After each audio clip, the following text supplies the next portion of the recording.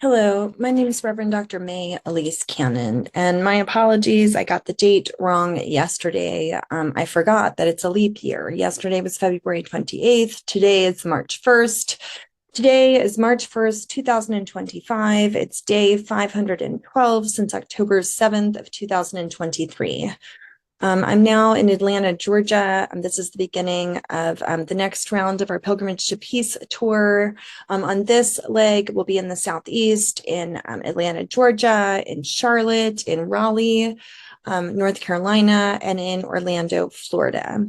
An update of news from the last 24 hours. Marco Rubio, the Secretary of State, signed a declaration to fast-track $4 billion in military aid to Israel. He criticized the Biden administration's, quote, partial arms embargo, end quote, which he said restricted weapons and ammunition to Israel. He added, it's another sign that Israel has no greater ally in the White House than President Trump.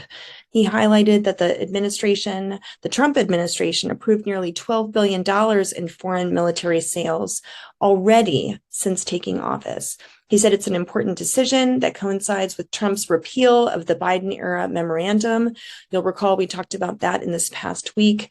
The Memorandum 20, which was in order to not allow U.S. weapons to be sold if they were going to be used in violation of international law. Netanyahu's office said that Israel agrees to Witkoff's plan to extend the ceasefire agreement and the truce if Hamas frees half of the hostages on the first day. So this was Steve Witkoff. It was his proposal for extending the ceasefire with Hamas during Ramadan and Passover. Ramadan, of course, started just yesterday. Prime Minister Netanyahu's office said that on Sunday, which has, of course, begun in Israel. It's currently Saturday in the United States. While Israel's accepted the plan, Netanyahu's office said that thus far Hamas has refused. They said that if the group changes its stance, Israel will immediately enter into negotiations on all details of the plan. On the other hand, I heard today that Israel has refused to leave the Philadelphia corridor. I'll have more news about that later. The worst failure in Israel's history. There's been a key probe about the Israeli Defense Forces in terms of the October 7th attacks of 2023. They reveal serious, deep-rooted intelligence miscalculations and fundamental misconceptions on the nature of Hamas and its intentions by both the Israeli government and military. Despite receiving intelligence suggesting that Hamas might plan a large-scale attack, the IDF and Israeli government stuck to long-standing concepts that the organization wasn't capable and was not interested in direct confrontation with Israel. The inquiry also criticized the assumption that Israel's defense establishment, that Hamas was a pragmatic organization with which Israel could engage, and the failure to reconsider those intelligence assumptions despite the mounting evidence of Hamas's intentions. Israel and Hamas can reach an agreement with the involvement of an intensive mediator, officials have said. This is according to senior officials, but its formation would require intensive the ceasefire agreement, and any type of negotiations would involve intensive involvement from mediators, particularly in light of the disputes that arose over the weekend between parties. This is according to sources such as Qatar, who are expected to pressure Hamas in coming days to advance negotiations and to reach agreements with Israel. Additionally, U.S. envoy Steve Witkoff is expected to step in now and attempt to bridge the gaps between the two sides. But Witkoff is still delaying his visit to the region. He says there has to be more progress in order to justify his visit. Protests across Israel have continued. Netanyahu particularly putting pressure on him as he's rejected discussing second stage of the deal moving forward.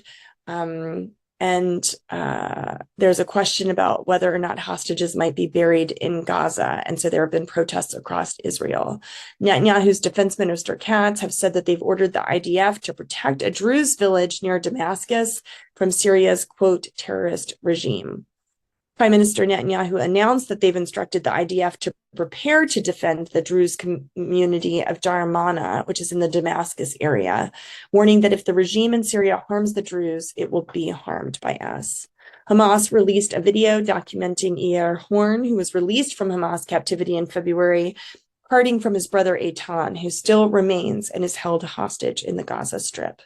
The Palestinian Authority and Egypt will present a Gaza rehabilitation plan, which does not include the transfer of Gazans outside of the territory. Prime Minister Mohammed Mustafa said that during a visit to Cairo ahead of the Arab League summit that is scheduled to begin this coming Tuesday. And the European Union expressed grave concern about the repercussions of the Israeli military operation against Palestinian militants in the northern West Bank. We've spoken about this before. There have already been about 40,000 Palestinians displaced, and, quote, the destruction of vital civilian infrastructure, end quote. Hamas has said that it rejected Israel's formulation of extending the first stage of the ceasefire agreement after the Israeli delegation proposed a 42-day extension. And the Israeli military has presented the UN and aid organizations with a plan for administering the Gaza Strip through, quote, tighter control than it did before the war, according to humanitarian officials who spoke with The Guardian. The Israeli army began demolishing 11 buildings in the Ner Shams refugee camp in the city of Tulkarm in the occupied West Bank today. So that is a brief update of the last 24 hours. Tomorrow, I want to give you an update about Gaza ceasefire pilgrimages. Please go to that website, GazaCeasefirePilgrimage.com. We plan on having events. And if you're interested in hosting an event on Ash Wednesday, please go to that website to find out more. I'll talk about that tomorrow as we observe the Sabbath and as our Pilgrimage to Peace tour begins. So may God go before us as we continue in our efforts towards peace and an end to all violence in the name of Christ. Amen.